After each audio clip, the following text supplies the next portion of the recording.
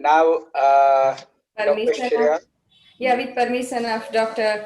President sir and Secretary sir, should I proceed for the next session? Please go ahead. Yeah, I'll announce it. Thank you, sir. So Yeah, the next. just let me call this thing and then you take over. We have the competitive session now, and which includes all the sessions, like we have combined into one: free papers, interesting, and video. And the judges are Dr. Surendran, Dr. P.K. Pandey, and Dr. Subhash Dadia. Now, you have to be very careful that we have 6 minutes for each talk. And since it is time bound, there are marks for that. I've already sent to you the division of the marks out of 100. You all know about it. And so please stick to the time. That is very important because we have a lot of sessions, back to back. So now I hand over Dr. Surendran, the senior most. Is he there? Is there? Dr. P.K. Pandey and Dr. Subhash Dadia, please take over. Yes. Dr. Surendran sir, you know well him, and he is a very, very senior head of the Sankanetralaya Chennai, and he has got lots and lots of experience in the field of strabismology, operating more than 20,000 surgeries of strabismus and many international and national presentations on his name. The second judge over here is Dr. P.K. Pandey sir. He's right now going to be Secretary of SPOSI. He's a professor of ophthalmology, ESI Medical College, Faridabad. He's into this field since 30 years, and he has also got lots and lots of awards and honors on his name. And the third judge is Professor Dr. Subhash Dadia sir from Maulana Azad College of University, New Delhi. And he's been a past president and secretary of SPOSI, and he's got lots and lots of position in his name. So over to you all the judges. Thank you so much.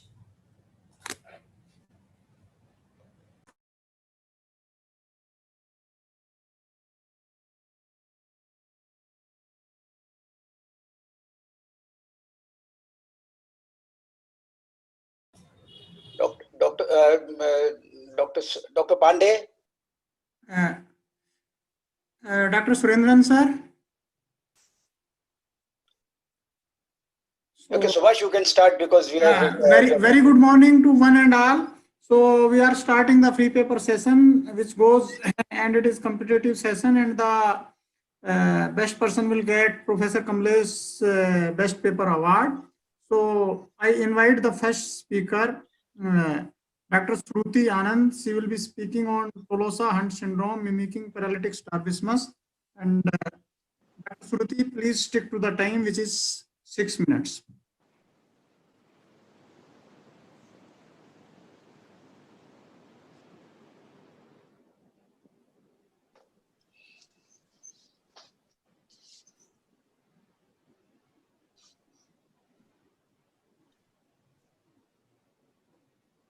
Am I audible, Dr. Dadia? Yeah.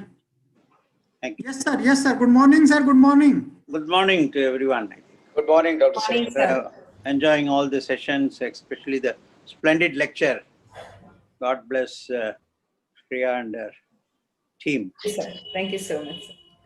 Yes, start the talk, please. Dr. Shruti. Shruti, please.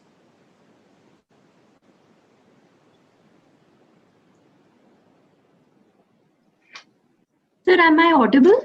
Yeah. Yes. Yeah. A very good morning to all the members of the SPOSI, and thank you for giving me such a prestigious platform to share my this case of Tolosa Hunt syndrome mimicking as a strabismus. So I begin with strabismus, which may be defined in a very lucid way as misalignment of eyes. And what happens in strabismus is that the retinal image of both the eyes are not brought to focus on the macula, as a result of which the diplopia and consequently amblyopia may also occur. So 1 minute.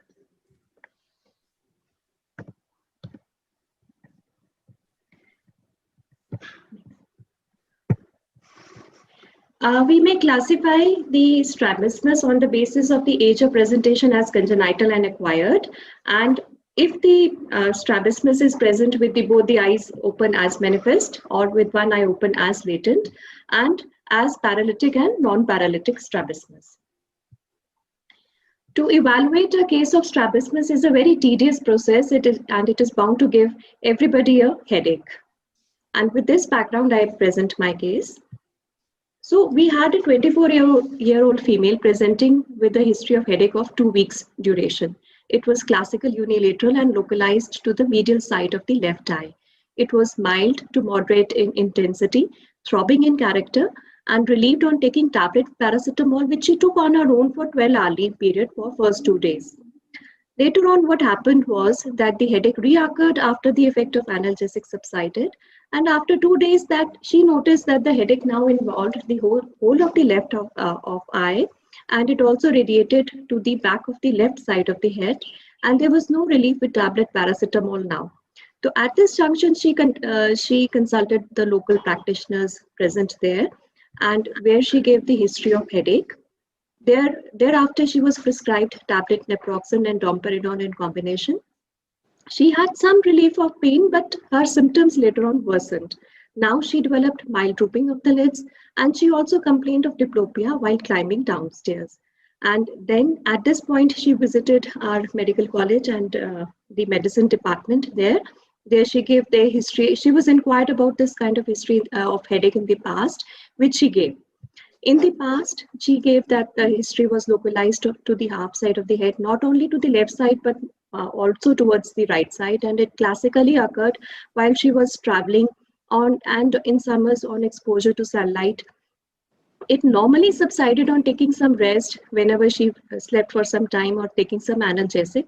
And this on the basis of history and clinical examination, she was just, because the OPD rush is quite a lot, she was just diagnosed as a case of ophthalmoplegic migraine, and she was told that these mild symptoms of drooping and diplopia are due to migraine only, and it will subside within a week. And she was at this point put on tablet tryptoma 20 milligram at bedtime. And as the case of headache is there, so she was told to get her eyes examined. And when she entered our OPD outpatient department, she was literally crying of hemicranial pain, and she was very worried because she said that most of the times the doctors are prescribing her on analgesics, and whenever the effect of analgesics subside, she again has this pain. So she also, when I examined her, she complained of progressively increasing drooping of the lid, and she also gave the history of not being able to focus because she was student and as well as working in Chandigarh. So she said whenever she's not able to focus on the computer screen, and whenever she does, diplopia results. In the past, she did not give any history of trauma or weakness of any body part or any abnormal body movements or any kind of surgery being performed or long chronic diseases, but she had chickenpox 1 year back and this history of mild headaches. So when we examined her, she was conscious, cooperative, very well oriented to time, place, and person. She had a mild fever which varied from 100.4 to 100.8 degrees Fahrenheit, not beyond that. No, there was no pallor, no lymphadenopathy or clubbing, and her respiratory and cardiovascular systems were absolutely normal. Her abdomen examination was also normal. On ocular examination, her visual status was 6/6 both eyes, and this was the case because she was referred to us that maybe her vision is less and that is the cause of headache, but her vision was absolutely.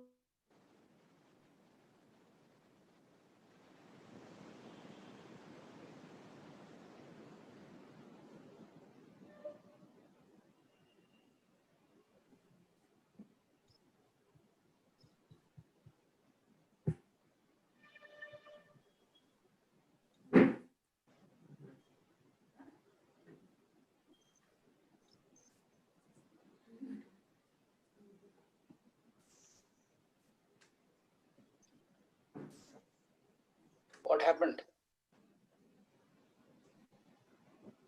I don't know, sir. At their level, internet, I think. At her level, Sure.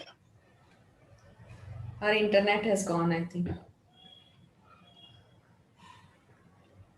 Am I audible, no? Ah, Yeah, you're audible. I think it's a connection issue from their side. On that side, okay. okay.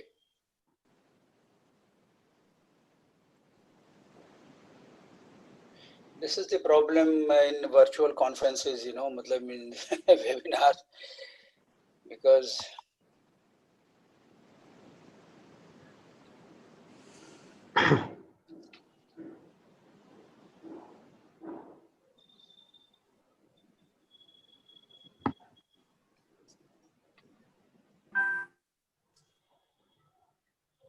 we can switch. Dr. Subhash, या तो We can ask the second. next. आप करो आप बोलो. It is your call to next. So we can ask, we can invite the second speaker, Dr. Kirandeep Kaur, and she will be speaking on case series of varied spectrum of clinical features in familial microspherophakia. Dr. Kirandeep, you can start sharing your slides.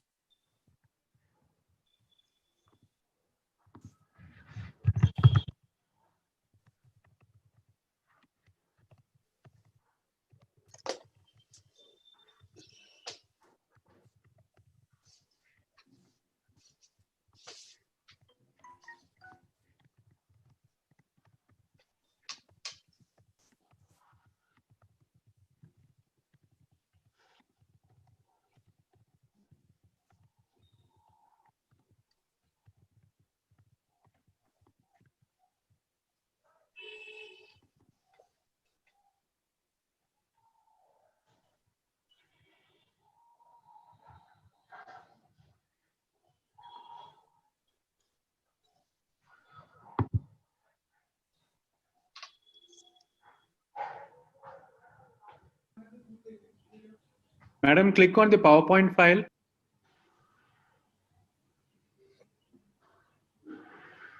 Can you just speak out just to check if you are audible?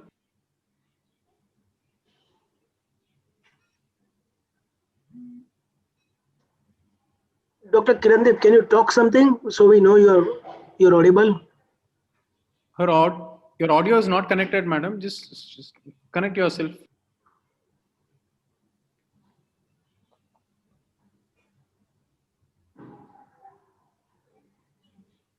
Click on that audio button, just the right. Yeah, that arrow mark, yeah. Same access.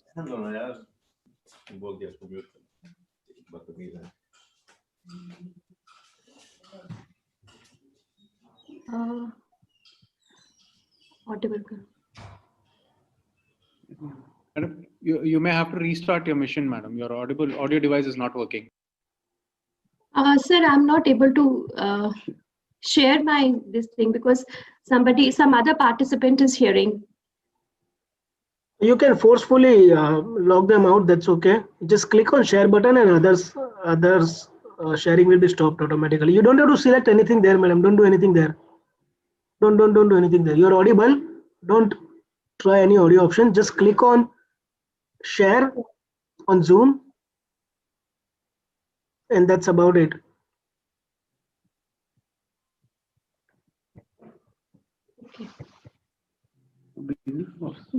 Reaction. Sir, That's it. Yeah, we are able to see your screen. Yeah, just bring this up in the full screen. That's about it. Yes, that's it.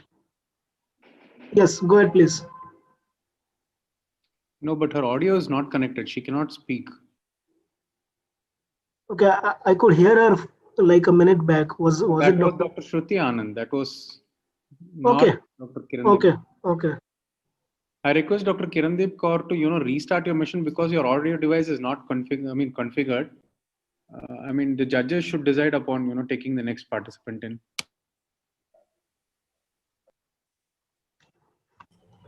Dr.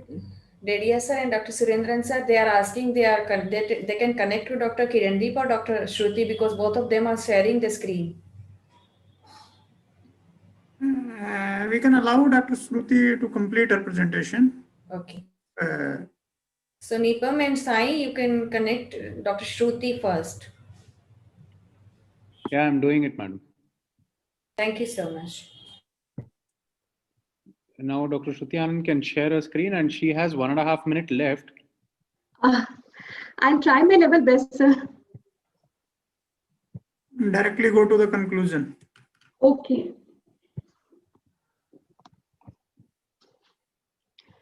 So the ocular motility was restricted in the left eye. The abduction and the adduction and elevation all were restricted. These are the photographs showing when she had some response. Slit lamp examination and fundus examination was completely normal. And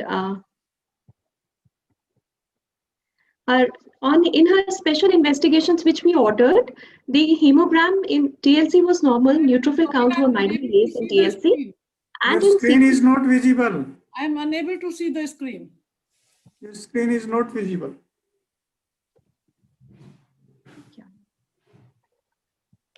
The screen is not shared.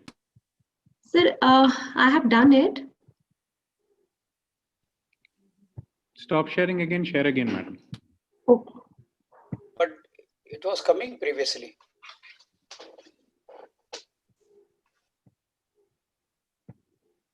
Sir, is it visible now?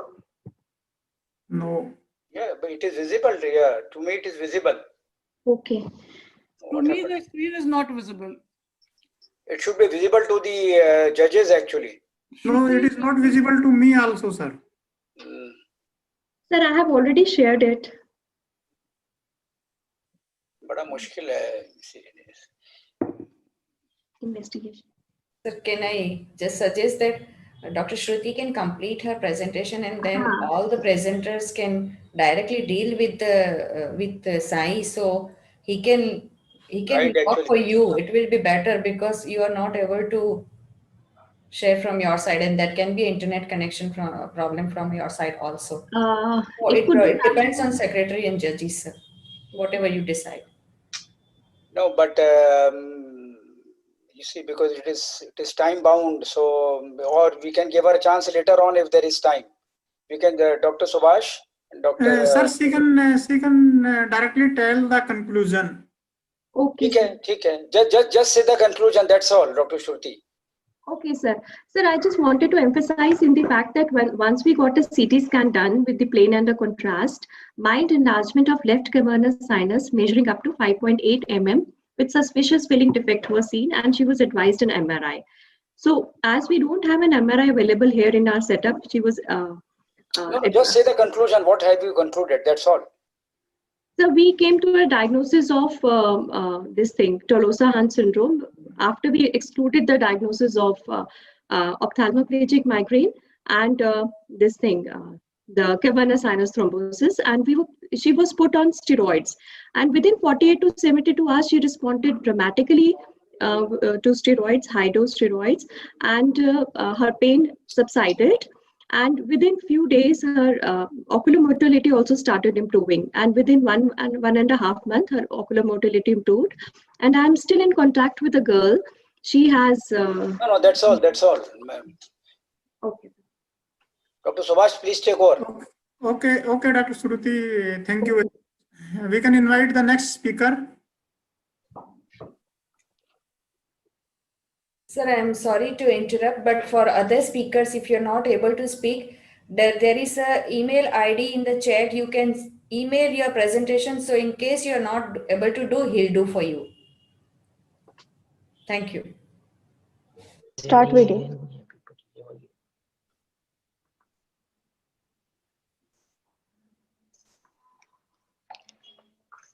Good morning, one and all. Is my screen visible and am I audible now? The sharing is not done yet, doctor. Please do share your screen. 1 minute, sir. Audio जा रहा है, share नहीं हो रहा अभी. Start sharing. Start screen. Click this. उनको icon बता दो.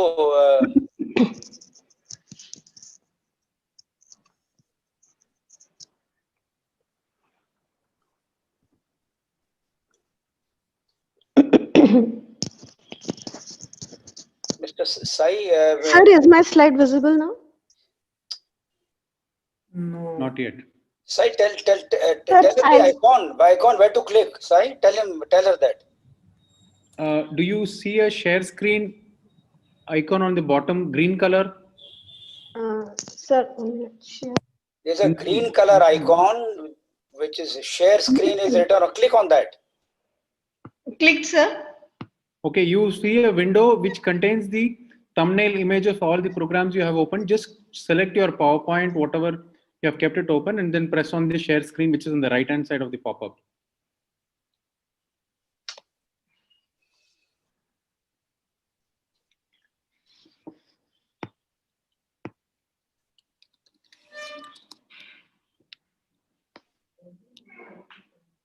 Sir, just camera start over, sir. PPT nahi chal raha. You see, you should have all yesterday tried on this once. You didn't log in yesterday. If you have done that, you could have known how to do it. Sir, I attended from phone but didn't tried sharing. No. Why phone? This is an important session. This is a best paper session, which is a very important session. That is the main session of the conference. Sir, shall I mail the PPT? Just 1 minute. I'll mail the PPT. No, you, Dr. Subhash, when you call the next, this can't go on like this. You call the next speaker then. Okay, sir. Nani, call the next speaker. Okay, so now I invite Dr. Sabreen Kaur. She will be speaking comparison of swept source anterior segment OCT and wide field USG for imaging in previously operated extraocular muscles. Dr. Sabreen. Thank you, sir. A very good morning to all of you. I hope I am audible and I'll be just sharing my screen. Yeah, yes.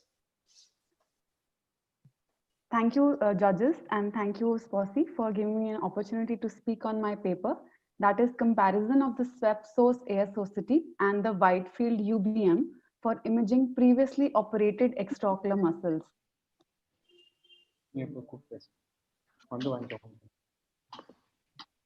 So precise measurements of the extraocular muscle insertion distances preoperatively in strabismus resurgeries is often very difficult. The CT and MRI scans are not that accurate. The high-frequency ultrasound biomicroscope has been proven to be comparable to the gold standard caliper measurements. We now have the anterior segment OCT, which is reported to be less invasive. So we wanted to compare whether we could image previously operated extraocular muscles on the UBM and then compare it with the ASOCT. It was a prospective comparative case series where we recruited patients aged 6 to 60 years undergoing additional surgery. We did take records of the previous history of strabismus surgery, and patients who had nystagmus or patients who had surface abnormalities precluding a good ASOCT scan were excluded. The extraocular muscle limbus to insertion distances were measured on the ASOCT. No financial disclosures here on the CASIA machine and the UBM. That was the Quantal UBM, before they underwent any planned additional surgery, and then we compared the two measurements. The patient comfort was also graded on a scale of 1 to 10, and we analyzed the statistics on the SPSS. We had recruited 13 subjects who were undergoing resurgery. The mean age was 20 years. There were 5 medial recti and 8 lateral rectus, which were previously operated. There were all kinds of strabismus, mainly being residual esotropia and a consecutive exotropia, the mean deviation being 23.8 prism diopters. There was no significant refractive error in any of these patients. As we look to the picture on the left is the image of the ASOCT, a recessed medial rectus, and the image to the right is that of the UBM. Another image of a resected lateral rectus on the ASOCT, and then the same muscle imaged on the UBM. We can see how the cleft between the muscle insertion and the sclera is much clearer on the ASOCT, making the identification of the muscle insertion simple and easy. The difference between the ASOCT and the caliper measurement at the time of surgery was less than that between the UBM and the caliper. The ASOCT could detect the muscle insertion within 1 millimeter in 69.2% cases, and there was an excellent agreement between this reading and the caliper reading. The UBM was fairly accurate and the agreement was good. The maximum distance that the ASOCT measured was 13.8 mm vis-a-vis the wide field UBM, which could go up to 10 mm behind the limbus.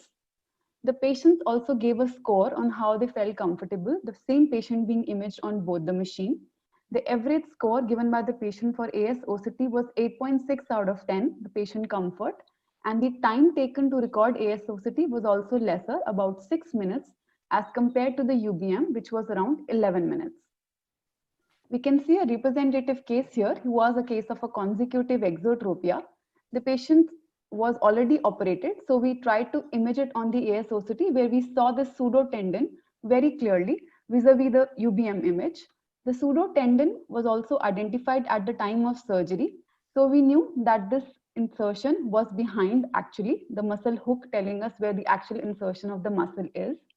So imaging on the AS-OCT helped us in identifying this pseudotendon. So we advanced the medial rectus, giving us a very satisfactory post-operative outcome. We could also see that we could go very far behind the muscle, the limbus on the AS-OCT, going up to 13 mm in one case, and the UBM failed to go up to that distance.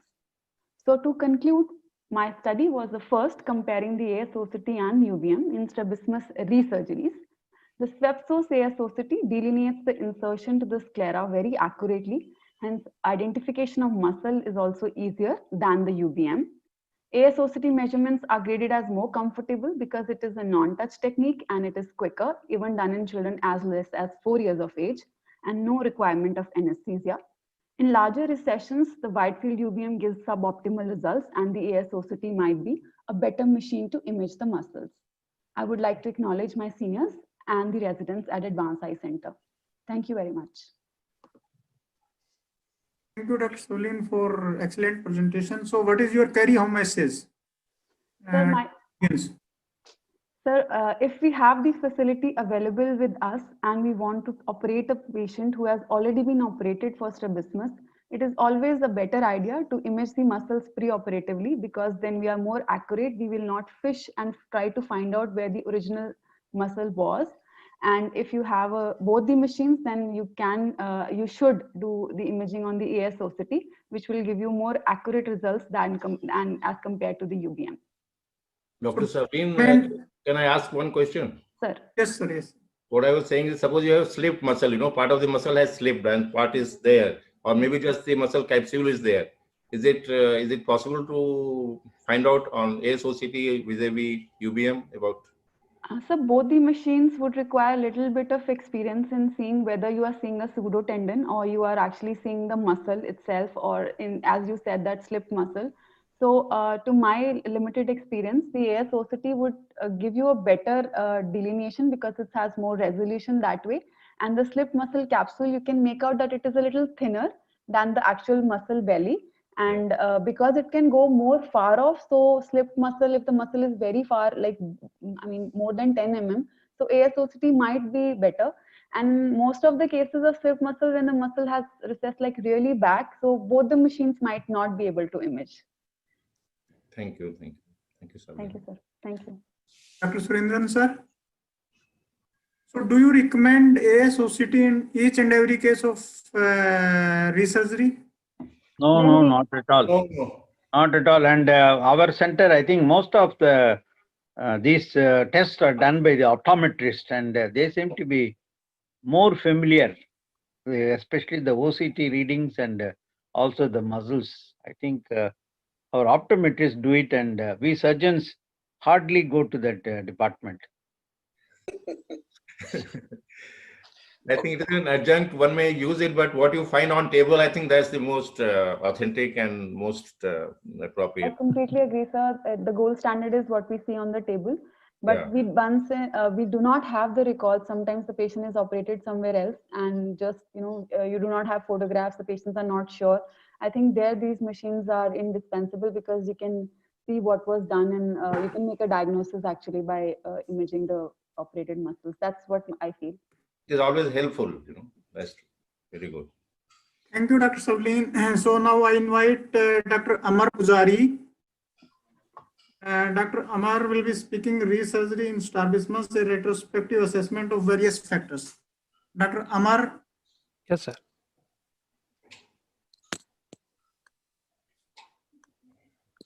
You can start. Sir, my slides are visible? Yeah. Yes, sir. Thank you, sir. Good morning, respected judges and all the SPOSI audience. So thank you for giving me an opportunity. And my topic is resurgery in strabismus, a retrospective assessment of various factors.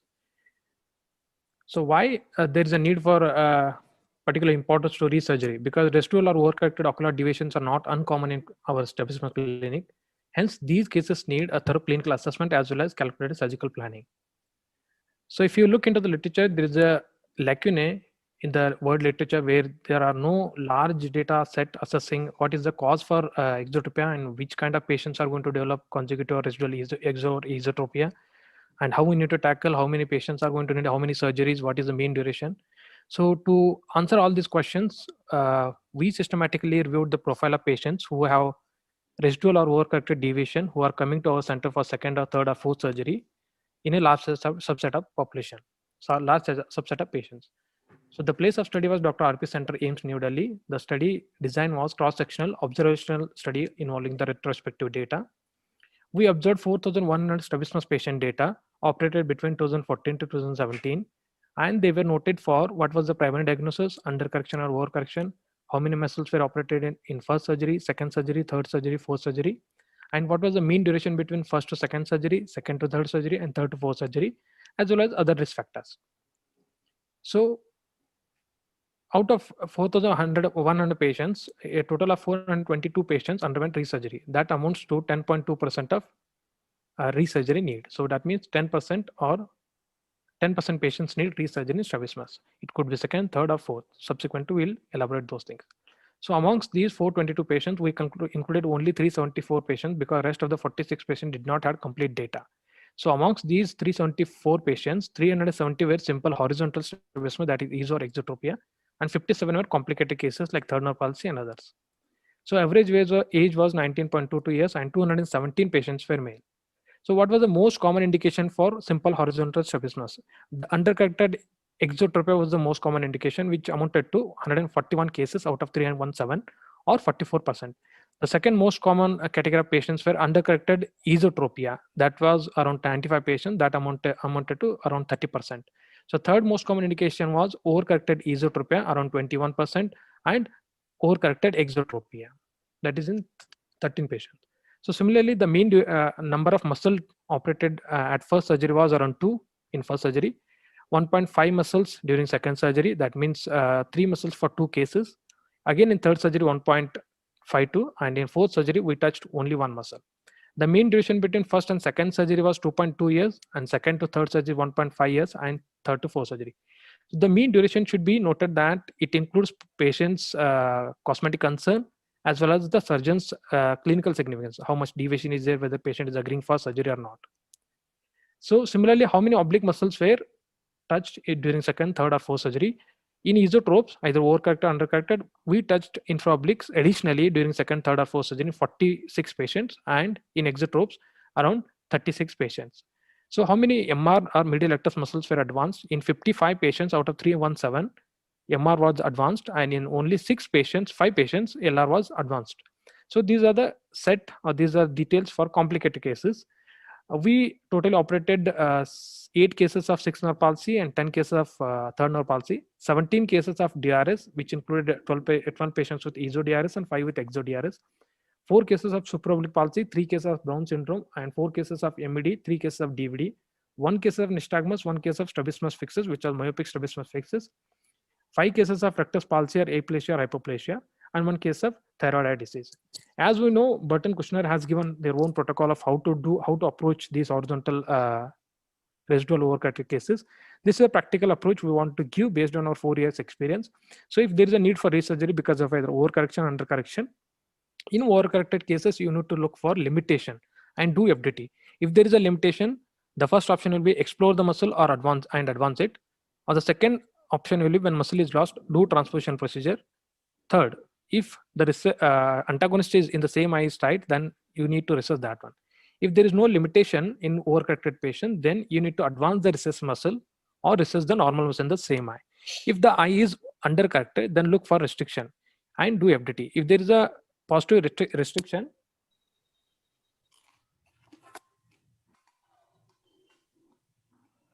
sorry, I'm not able to see that part. So if there is no restriction, then explore and recess the operated muscle if it is insufficient, if you are done suboptimal, Or the second option is operate on the other muscle of the same eye or operate on the other eye. In addition to this one, you need to add oblique muscles whenever needed or whenever they have not been operated in the first setting. So to conclude, a total of 10.2% strabismus patients, 10.2% of strabismus patients needed second surgery, and 0.6% needed third surgery, and 0.14% needed fourth surgery. Amongst these, undercorrected exotropia was the most common indication, and overcorrected exotropia was the least common indication. Thank you. Thank you, Dr. Amar. All these were surgeries were done by single surgeon or multiple surgeons? Sir, around 80 to 90% were done by Professor Pradeep Sharma. Rest at 10 to 20% were done by me and Dr. Swati and other senior residents. I think had you compared overcorrections, undercorrections in routine horizontal strabismus vis-a-vis complex situations, and was they different? I mean, probably you would need more resurgeries in complex situations like DRS and third nerve palsies and CFM, that group of conditions, as compared to horizontals like IDS and infantile ESOs, because IDS is the commonest situation anyway. So you're likely to get more of IDS for coming in for resurgery, and same is about esotropia. So I think that fits into that kind of statistics. Exactly, so, sir. Testing, yeah. Yes. Probably that would have been better to my mind if we compare simple cases with complex cases. Maybe that would. Yes, sir. We have data for complex cases also. Just I numerized. We can compare that now, sir, because that will be too exhaustive PPT. So that's why I present only the specific horizontal cases here, sir. Yeah. Thank you. Yes. Thank you, sir. Dr. Surendran, sir. Sir, audio is not visible, sir. Dr. Surendran, sir. I think the longer the follow-up, you may see resurgeries. I think this paper, they say only 4 years, isn't it? Sir, we collected data from 2014 to 2017. Patients had first surgery even in 1990, sir. So Pradeep Sharma has been doing for more than 25 years. If Exactly, you go to the entire data of 20 years, Yes, I'm sir. sure that there will be more resurgeries, especially like Dr. Pandey mentioned. Yes, The sir. intermittent divergent squints, they come back a little later also. Yes, I think of late, I think most of the surgeries which I do are resurgeries, which I have done about 30 years, 40 years back. Okay. Just a comment, but excellent presentation, excellent results. Even Marshall Parks doesn't get 92%. I Yes, worked sir. with him as a fellow. Yeah. Yes, sir. Its About results are 10% is the average, I think, number of resurgeries. Over and above, I think about 10% will be plus minus. That is Yes, normal Yes. status. Yeah. a great presentation. All the best. Thank you, sir. Thank you, sir. Thank you, Dr. Amar. Yes, sir. Thank you, sir. Now I invite Dr. Vaishali Prajapati. She will be speaking on prevalence and systemic associations of sixth nerve palsy. Dr. Vaishali. Thank you. Good morning, one and all. Today I'm talking about the study of the to study the presence and magnitude of any systemic association in isolated sixth nerve palsy. Our aim was to evaluate the magnitude of the lateral rectus palsy and to find out the systemic association of the sixth nerve palsy. Material and the method, it was an observational and a prospective study where all the patients who came to our tertiary eye care center were evaluated. Both ophthalmic examination and the systemic evaluation was done. The help of neuroimaging was taken as and when required basis. We find 43 cases of the sixth nerve palsy or paresis in the 6-month duration, that is January 2019 to June 2019. It was more common found in the male, that is 62%, over the female, that is 38%. With a male to female ratio is 1.68. Age distribution is more common in more than 40 years of the age group, where the most affected age group was 61 to 70 years of the age, both male and the female. Incidence is increased as the age is increased. In case of the female, we found 31 to 40 years of the age group that the complicated pregnancy with the hypertension is most common cause. Left eye was more common in the both male and the female. Reason don't know. Palsy was present in the 24 male and the 14 female, while the paresis is present in 3 male and the 4 female. Etiology of LR palsy. These are the result of our study where the diabetes is the most common cause. That is 30% of the cases have a LR palsy have a diabetes. followed by the hypertension 11% of the cases, diabetes and hypertension both present in the 9% of the cases, followed by the trauma and tumor in 9% of the cases, cerebrovascular accident in 5% of the cases, neurosurgery in 5% of the cases, pregnancy and other gynec problem in 5% cases, others like the migraine, meningitis, other inflammatory disease in the 12% cases, and determine in 5% cases. So the discussion, I have compared my study with Dr. Sorry, sir. Go on. Patel et al., Snap by the Nair et al., and Jung et al. At Korea, where the diabetes, in that cases, the diabetes is only 4, in Patel et al., the diabetes is 4%, hypertension is 19%, hypertension in diabetes is 12%, while the Nair et al. Have a 70% cases of the diabetes, hypertension is 8.2%, at diabetes and hypertension 25.5%. While in the Korea, Hughes et al. Have a 56.6% cases of the vascular causes. Trauma in our case is 9% as compared to Patel et al. Have a 12% cases. They have a tumor in 5% cases and the cerebrovascular accident in 4% cases. Post-neurosurgical in the 3% cases. While the Snap et al. Have a trauma in 8% cases and the tumor in 5.5% cases. They have a idiopathic in 26%. In Patel et al. Have a idiopathic in 26% of the cases, while the Nair et al. Have a idiopathic in 16.4% cases, while the Neuro et al. Have a 27.2% cases. Most commonly studies done by the Patel et al. They have done at 2002, 2004, and 2005 to find out the etiology for the LR palsy. They find the diabetes more in the cases as compared to the control, that is a 23.7% cases. Hypertension is also more common in the cases as compared to the control, that is a 51 to 3% cases. They found the odd ratio, which is a six-fold more increase in the odd with the diabetes, but no such a significant found in the hypertension. They found the 7 decade of the life more common, while in our study we found the 6 decade of the life have a more common have a LR palsy. Here, male to female ratio was 1.71 in Jung et al. At Korea, while we have a 1.68. So my conclusion is that the incidence of the LR palsy is higher in diabetes and hypertension. Nowadays, diabetes is increases that leads to the systemic complication. In eye, most commonly the LR palsy we see, and the total duration of the disease is more important. So strict control is the must. The help of neuroimaging is required as and when required cases, and the management, some surgical intervention is required. We don't have required any surgical intervention in LR palsy. The Jung et al. Have only 0.90% per 1 lakh person per year have a surgical intervention required. The limitation of the study, we have a very shorter duration of the study, which is it is a unilateral. There is a limited number of the patient. We don't have a case control comparison as we don't have a EMR facility. So we don't have a proper incidence and the prevalence record. No financial interest. I acknowledge my my mentor and my guide, Dr. Hansa Thakur, Dr. Kalpit Shah, and also of course my patients and my MNJ staff. These all are the references. Thank you. Thank you, Dr. Vaisali, for excellent presentation.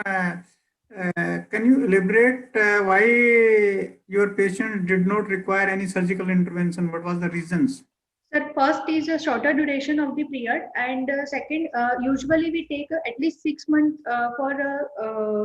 before going for the surgery, and all their causes are usually a diabetes and hypertension. It will improve as the diabetes and the hypertension is improved, and gradually they don't have a diplopia. It goes into the suppression, so they don't come to follow up, or I don't know why they don't come, but we didn't require any. Because this statement might be misleading. Sorry. Dr. Pandey, sir. Dr. Surendran, sir. I can't hear you, sir. Actually, there are also, I think, hematological causes sometimes, leukemia, and even giving interferon or neurological disorders like I had 2 cases of multiple sclerosis. Yes, also, I think giving injection blocks, etc., also can cause an iatrogenic lateral rectus palsy. And I agree that diabetes is the commonest, followed by trauma in our center. So had you analyzed had you analyzed age-wise, like ischemic etiologies are more in the age group, say after 45, and in the younger age group, you would not find these etiologies. Another thing is, did you neuroimage any one of these? Did you do MRI on any one of these? Because just because Yes, sir. All neurological cases we did MRI, but already known case of hypertension or diabetes or recently diagnosed, we didn't go for MRI. Only the neurological or unknown etiology, idiopathic cases, all the cases we require. Non-isolated, you did neuroimaging, and these ones you did not do. The point is that some of these also, if you see from neurological point of view, what you are talking is from ophthalmologist point of view.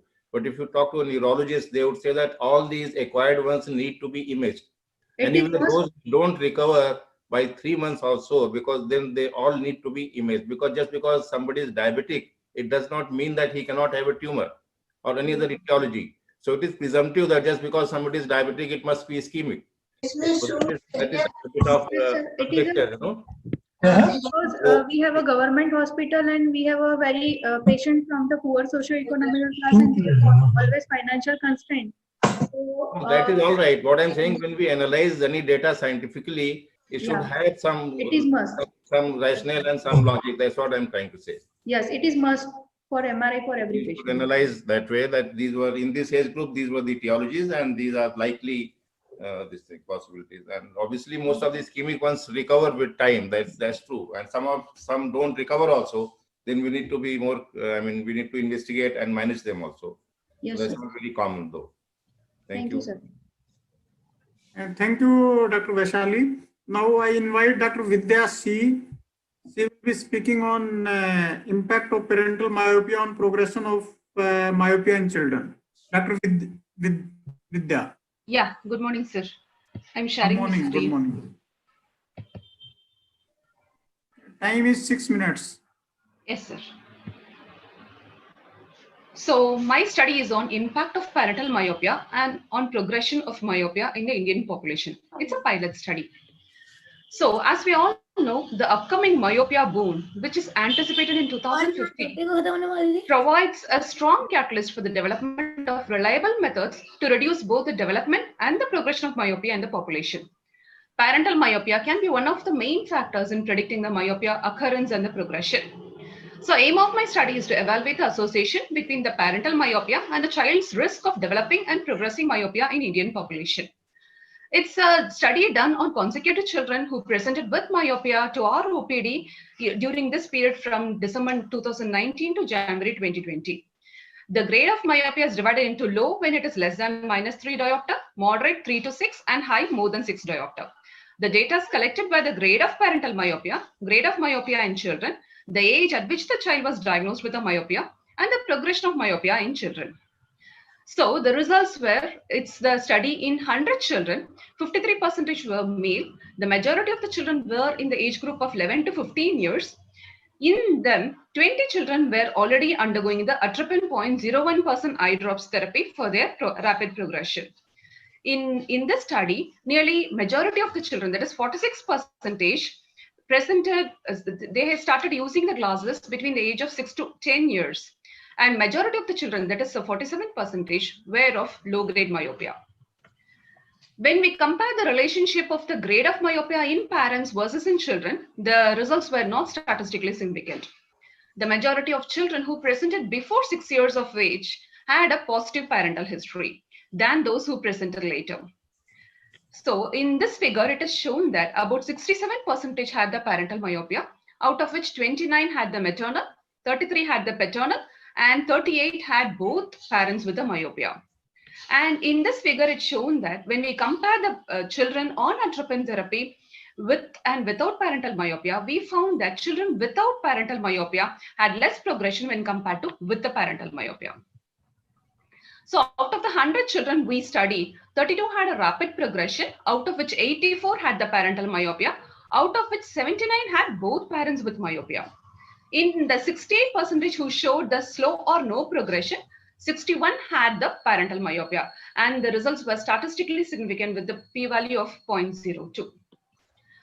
So coming to the discussion, as we all know, the parental myopia, especially the childhood onset myopia, was associated with a great risk of early onset of myopia in children in various raises. This was shown by Jiang et al. In his study. The risk of myopia tends to vary according to the number of parents with myopia. As shown by Ottawa et al., it is 41% when both parents being myopic, 31 with one parent myopic, and 28 with no myopic parents. These results are consistent with our study results. The odds of becoming myopia was about 6 times greater in children with 2 parents myopia when compared to 1 or no parental myopia. So coming to the progression, the COMET study has shown us that the number of myopic parents were directly related to the myopia progression. In our study also, we got the similar results, that is 79% with the rapid progressors had both parents with myopia. Even in the atropine group, the progression was found to be more in children with a parental myopia than those without any parental myopia. The limitations of a study being it's a small sample size.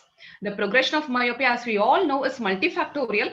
Here we have not taken other factors into consideration, and subset of children with atropine was very small to extrapolate the results. So I conclude by stating that most of the children history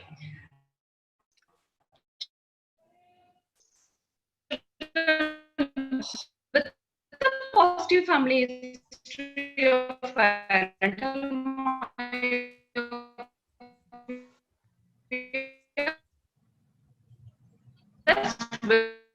Can't hear you. There's some disturbance.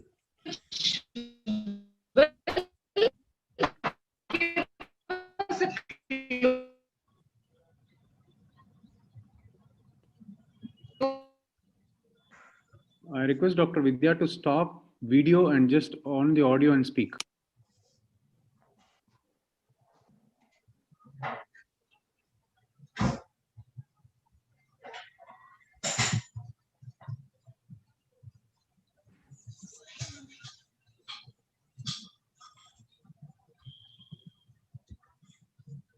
Dr. Vidya? I think you can read the judges can read the conclusion, so we can stop here. So basically,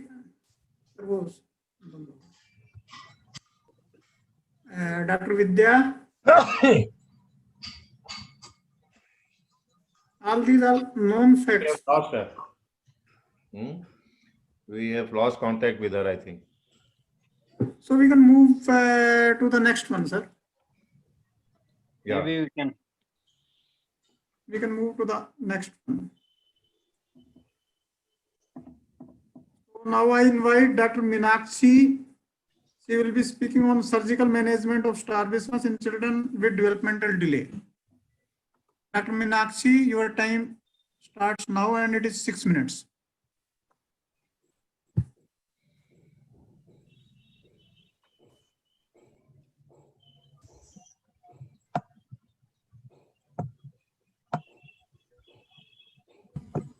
Good morning, sir. Good morning, all the faculty members, and thank you to SPOSI for giving me this opportunity to present my work on.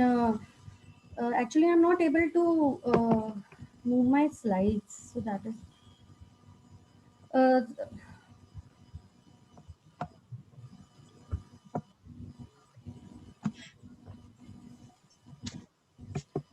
The title of the study was to determine the surgical outcome of strabismus in children with developmental delay. The study aimed to determine the clinical characteristics and surgical outcome of strabismus in children with developmental delay. And why it is important, GDD is a term which is used when the children are significantly delayed in their cognitive and physical development, and nearly 44% of the children have strabismus, ranging from 15 to 62% as compared to the general population in these developmentally delayed children. So why this was a study, why we tried to do this study was that it's this achievement of binocular vision in children with developmental delay is feasible, and it can have a positive impact on their quality of life, as well as surgical success can be achieved in children, though there is a frequency of reoperations. The study was conducted at a pediatric hospital. It's a tertiary care hospital in Geeta Colony in New Delhi. It's a Chacha Nehru Bal Chikitsalaya. Over a period of 8 months, it was a hospital-based retrospective study, and we included all the children more than equal to 1 year and less than equal to 5 years visiting our ophthalmology OPD. The methods which included in the examination were detailed parental history, prenatal, perinatal, and postnatal from the parents, complete systemic evaluation, ophthalmic examination, DQ disability questions, scoring with the help of psychologists and risk factors. And all of these children underwent visual acuity by fixation and following a torchlight, orthoptic evaluation using Krimsky, ocular motility, cycloplegic refraction under atropine 1%, and anterior and posterior segment examination.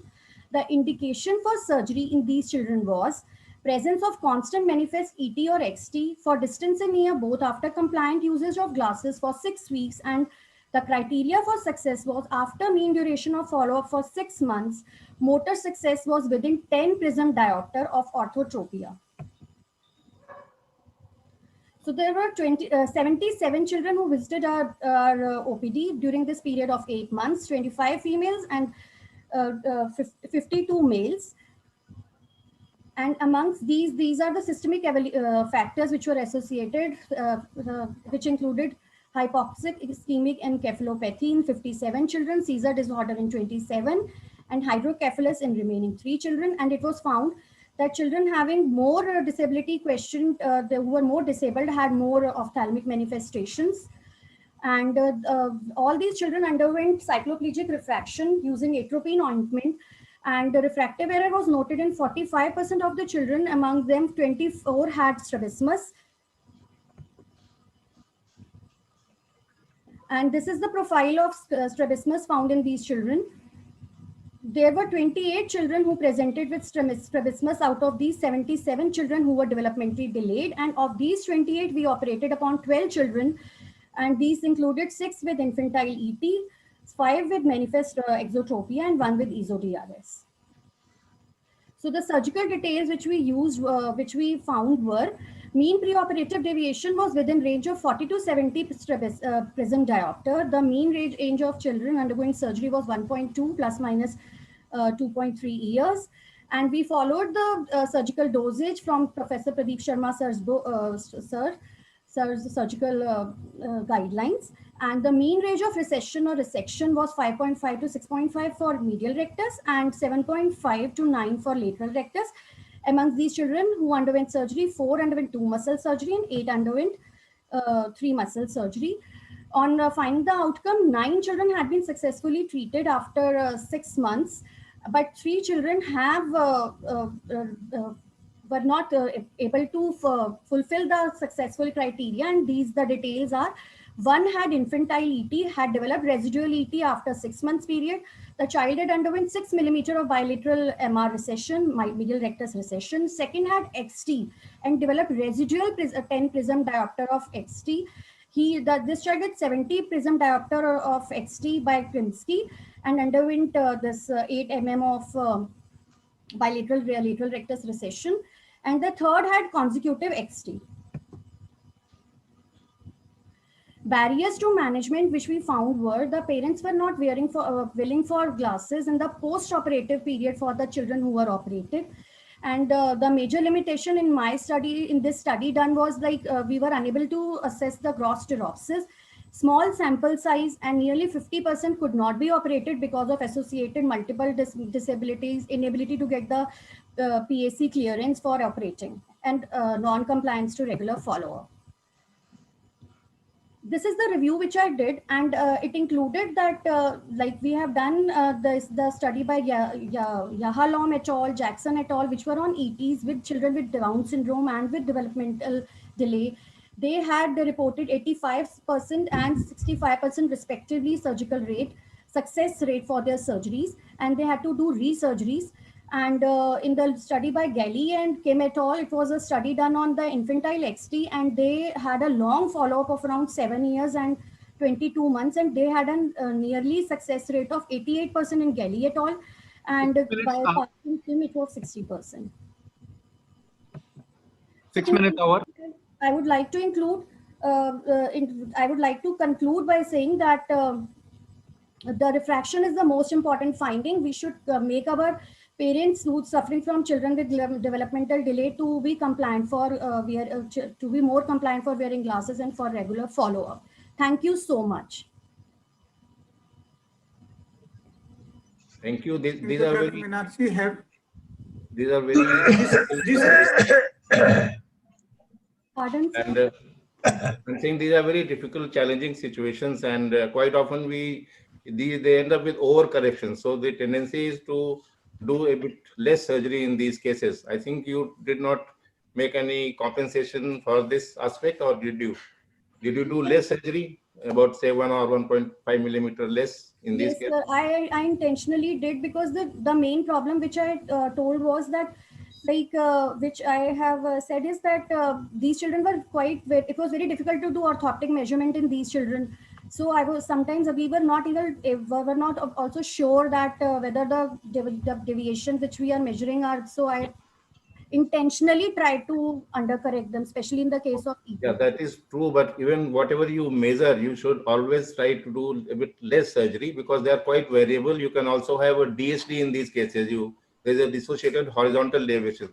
What Mike Brodsky was talking in the morning, they are something like infantile deviations, because they have a lot of these developmental issues. And Down syndrome have better prognosis as compared to what you have shown, but probably you did not have any Downs in your series. So what is important to keep in mind is that you have to have 2-3 measurements in these cases, because they are variable angle, and do a little bit of less surgery, because if you do that much of surgery, they will end up with overcorrections, and with time they are anyway going to change. So it is better to be slightly conservative in these cases. Okay, sir. Thank you, sir. Thank you. Thank you, Dr. Meenakshi. Now I invite Dr. Sasikala. She will be speaking on effectiveness of PRISM in management of diplopia in patients with diverse etiologies, their experience. Dr. Sasikala. Yes, thank you. Thank you so much. I hope my slides are visible and my audio is clear. Audio is clear, slides are visible. Thank you, sir.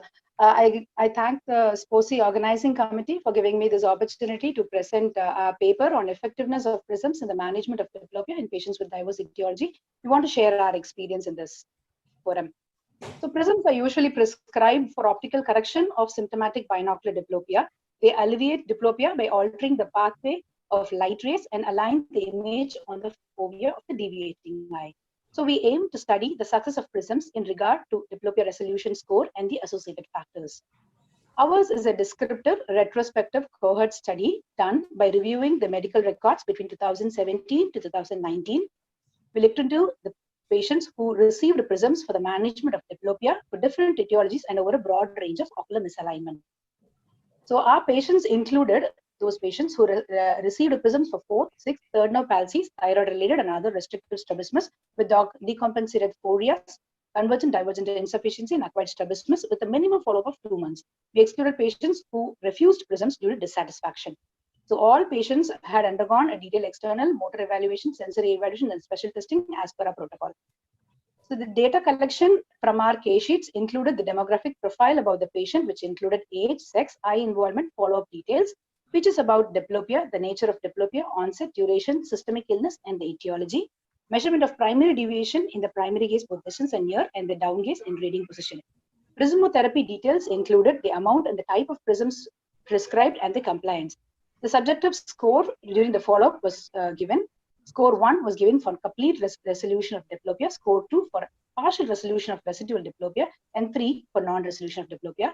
Success of PRISMs was given for both score 1 and 2. The data analysis included standard descriptive data for all the continuous measures, including means, standard deviations, medians, and range. Frequency tabulations were made, and the association of demographic and clinical factors of the elevation of diplopia were studied using Fisher's exact test. 2-side p-values were also studied. Coming on to our results, we had 54 patients who were evaluated during the study period for symptomatic diplopia, of which 31 patients were taken into the study who met the inclusion criteria. The mean age was 37 years, ranging from 12 to 78. 77.4% were male and 22.6% were female. The mean duration of diplopia was 11 months, ranging from 1 to 36 months, and the mean follow-up was 15 months, range 2 to 48 months. So of our patients, 71 patients had no systemic illness, 10 had diabetes, 6 had dyslipidemia, and 13 had thyroid dysfunction. The decompensated phoria were seen in 7 patients. 4 had thyroid, 4 had fourth nerve, 2 patients had third nerve, 6 patients had sixth nerve, 8 patients were post-traumatic and post-surgery, which included 2 with orbital trauma, 3 with post-RD surgery with diplopia, 1 patient with post-orbitotomy, 2 patients with sensory exotropia post-cataract surgery. So in our patients, the type of deviations, we found that 39 patients had esotropia, 51 had exo, and 19 had hypertropia. Mean deviation horizontal near was 12.4, horizontal distance was 11.8, vertical near was 6.5, and vertical distance was 7.3. Of our patients, 31 patients, 29% received ground glass, 71% received Fresnel's prism, and the mean prescribed prism power was 13.3 diopter, ranging from 4 to 25. So of them, 16 patients had received horizontal prisms, 8 vertical prisms, 4 combined, and 3 oblique prisms. So 52 percentage of patients had a complete resolution of diplopia, 36 had partial, and 13 had no resolution of diplopia. So totally 87.1% of patients had a complete or partial resolution of diplopia, which indicated the success of prisms in these patients, and 96.8% of patients continued to use prisms. Further, we looked into the association between the etiology and the success of prisms. We found that the p-values were insignificant, and there was no association between the success of prisms and the etiology. But when we looked into the association between type of prisms and success of prisms, there was an association between the type of prisms and the success of prisms, meaning our horizontal patients who received horizontal and oblique prisms had a 100% success. The other factors that we studied, any association, trauma, type of horizontal deviations, vertical deviations, weren't statistically significant. Coming on to my discussion. In our study, 87% of patients reported successful of prisms. In the other studies, when we looked into the literature by Tamanhar et al., they reported 94 patients. Of them, 88% had complete or partial resolution of diplopia with a high improvement noted in divergence insufficiency. Ladder et al. Had 141 patients, of which 80% had complete resolution of diplopia. Our patients, 100% of success were found in decompensated phoria, 4th, 6th nerve palsies. 76% and 82% success were noted by Nina et al. And Tamanhar et al. Among patients with 4th nerve palsies. We found that there was a good amount of resolution of diplopia in patients who received oblique prisms. Tamanhar et al. In their study, among 14%, 12 had success. That's 86% had success who were prescribed oblique prisms and noted resolution of their diplopia. It is challenging to prescribe prisms in both in vertical and horizontal component together. It has to be balanced, and the calculation can be made with the standard table. We followed the Renenke et al. Table. The limitations of my study include it was retrospective in nature and there was potential examiner bias, and we had excluded patients who refused prisms. To conclude, prisms were effective in our study, and it proved that it was alleviating diplopia over a broad range of etiology or double vision. We recommend that prisms could be considered as an initial management in patients with symptomatic diplopia. These are my references. Thank you so much. Thank you so much again for giving me this opportunity.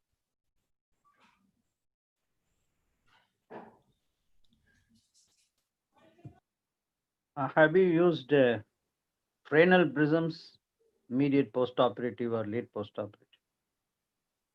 Yes, sir.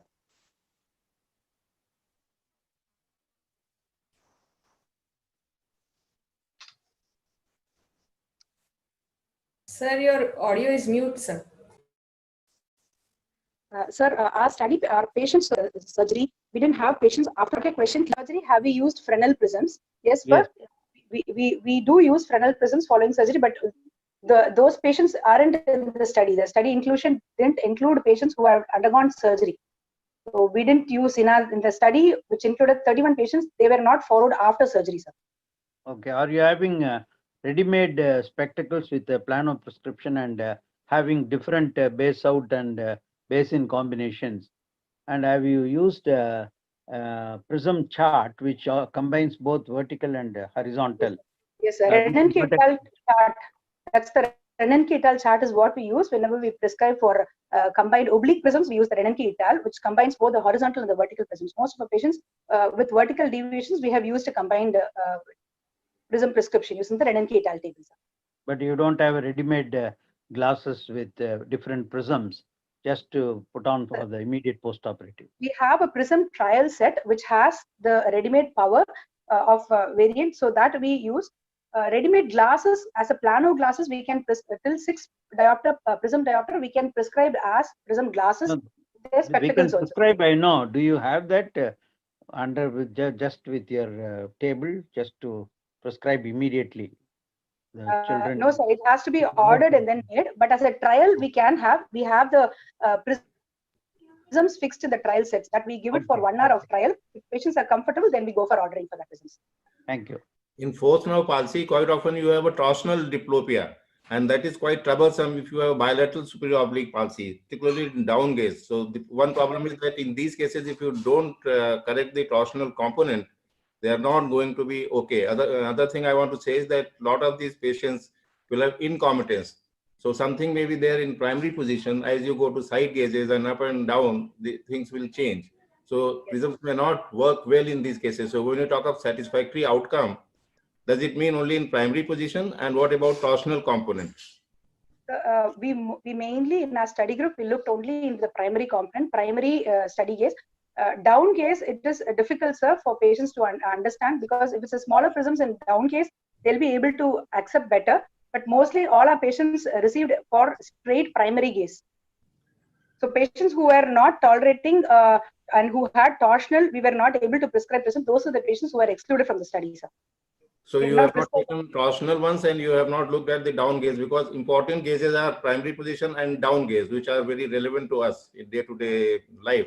Up gaze, we don't need it so much. So I think what is functionally important is primary position and down gaze, which I think we need to correct. So I think this has those limitations we have to see in that perspective. Yes, sir. Yes, sir. Dr. Sasikala, whether prism adaptation test was done in those patients or not? So 1 hour of prism trial we had given, prism adaptation, giving it for a home trial we had not given, but 1 hour of prism trial, all patients undergo a prism trial before we prescribe prisms. We have a standard prisms that are ready-made prisms are there, which can be put in the trial frame and given to them for an hour. So they can go around, they can sit, they can do their regular activities inside the hospital. Yeah, my question is very specific. Prism adaptation no, test. sir, we don't, no, sir, we have not done a prism adaptation, only prism trial we had given. Okay, thank you. And some of these can also have AHP, for diplopia. So this could also be that some part they are adopting by AHP and some part they are doing by your prism correction. So that component also needs to be looked into, that how much abnormal head posture they are able to achieve. And maybe prisms are aiding and abetting to that. So that way it is probably complementary to each other. Thank you, everybody. Sir, I would like to request, sir, I've shared my presentation. This is Dr. Kiran here, sir. If I can be given a chance to present. You start your presentation. Sure, sir. So can please.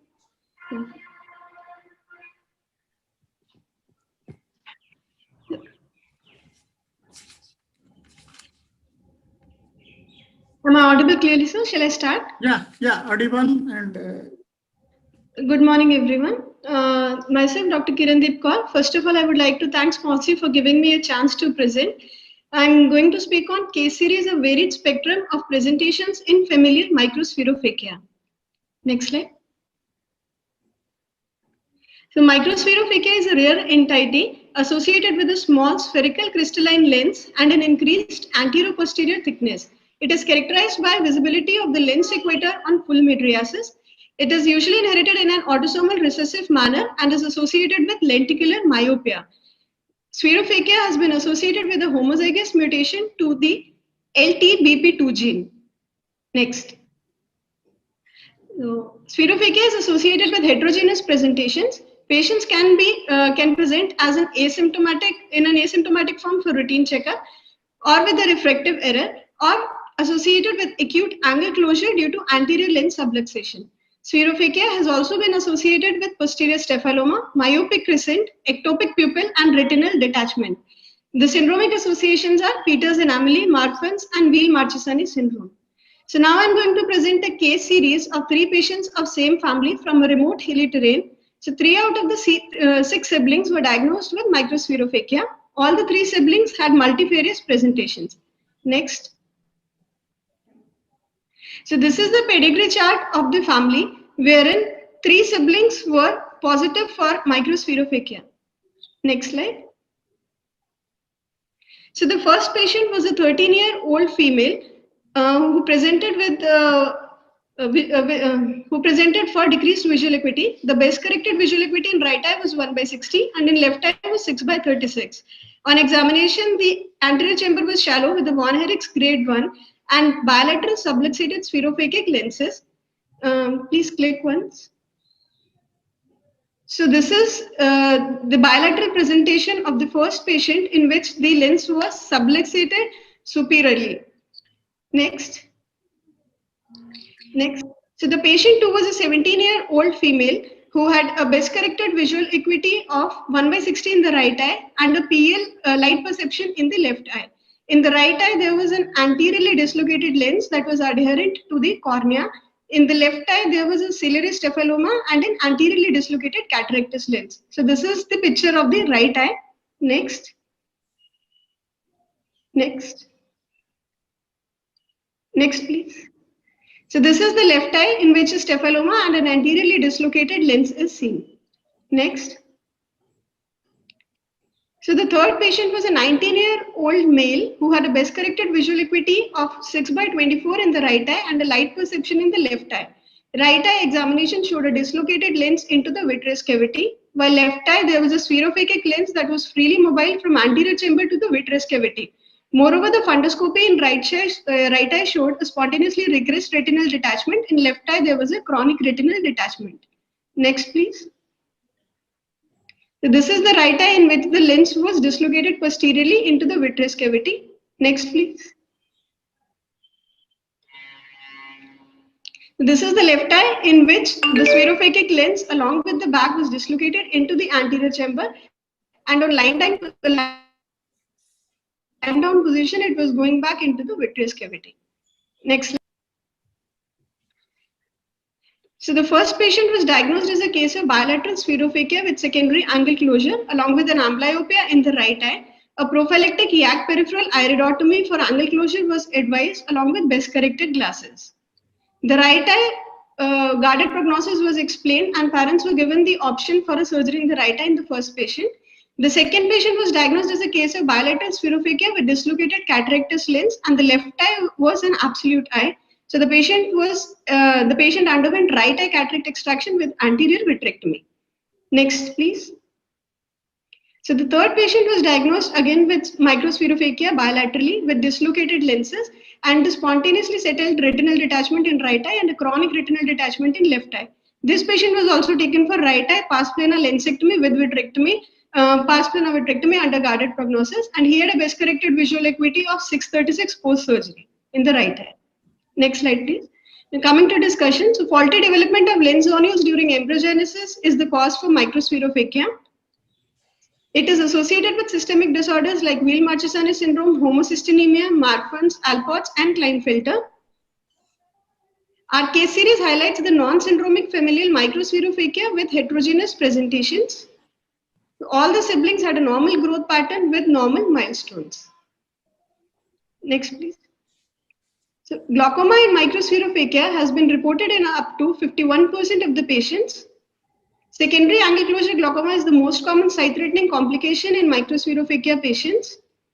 Kaushik et al. Reported an adult patient with bilateral acute angle closure glaucoma with microspherophakia who was treated with lensectomy and anterior vitrectomy.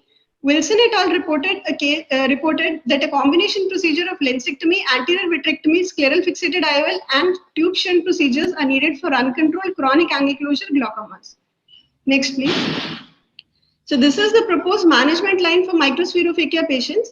Patients presenting as an asymptomatic or as diagnosed as an incidental finding need periodic refraction, intraocular pressure monitoring, and gonioscopy. Patients who present with a lens subluxation with a shallow angle need a YAG peripheral iridotomy. Patients presenting with a raised intraocular pressure and a secondary pupillary block need anti-glaucoma medications along with YAG peripheral iridotomy. So if intraocular pressure is controlled post this, the patients can be monitored periodically. If uncontrolled, they need to go clear lens extraction with or without goniosynoculitis. If IOP is controlled, again regular monitoring, and if uncontrolled, filtration or tubation procedures need to be planned. Patients presenting with dislocated lenses need to be planned for anterior or pars plana lensectomy with vitrectomy. So the indications for clear lens extraction in spherophakia will be a corneal lenticular touch, patients presenting with high myopia, intermittent pupillary block, or secondary block patients. Next slide, please. To conclude, timely presentation of patients with spherophakia paved way for diagnosing other siblings in this case series. Vision was salvaged because of timely intervention. Family screening is needed for all spherophakia patients with or without syndromic associations. Genetic counseling is equally important and needs to be emphasized.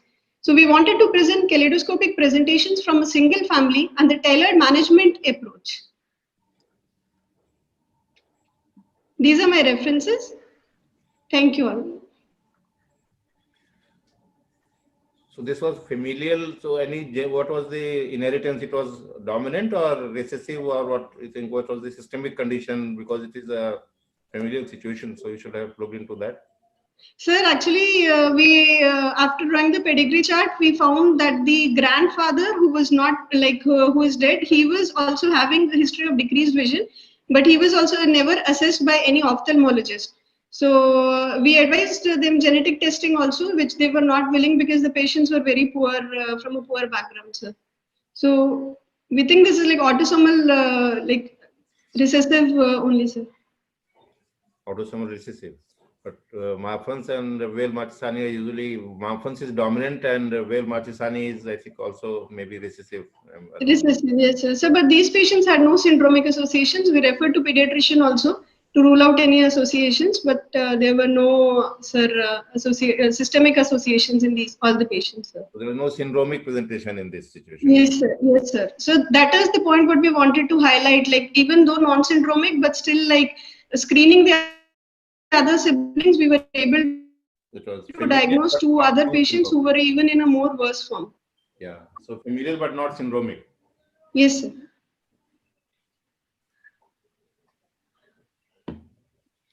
With that, I think we conclude the free paper session, Subhash. If anybody Yes, sir. Yes, sir. We conclude.